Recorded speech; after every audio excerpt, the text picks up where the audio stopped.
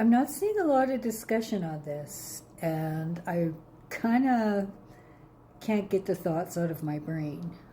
We know what's happening in the US. Um, the edict that now is going to send homeless people to death camps. So we know disability are next. What's going to happen to professional sports? And it is going to be fascinating to see what happens with the upcoming NFL season, and particularly the NHL. NHL is just signed a contract with their players. They're all going business as usual, and of course, they don't have any other way to measure right now. But think about this. If this has all happened in 6 months to the US, what's going to happen in the next couple of months when the fans disappear?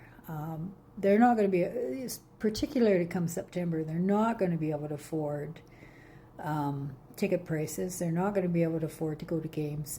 So when the arenas sit empty and the interest, because there'll be a lot of other things on people's minds in the US, when the interest for the NHL particularly dwindles, it's going to be interesting what happens. So what happens to our Canadian players?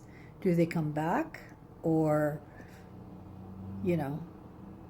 what's going to happen?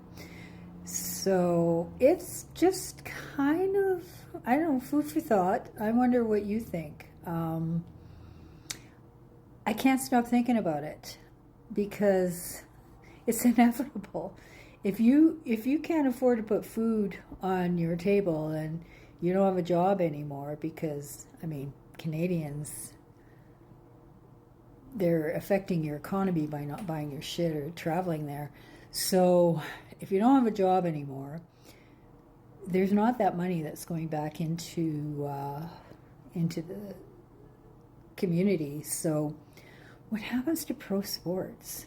So it's going to be interesting to see what happens, particularly in the NHL, because we all know Bettman's been hell-bent on doing everything to dispromote Canada teams. So he's going to have to be forced to look at us. I don't know. What about you?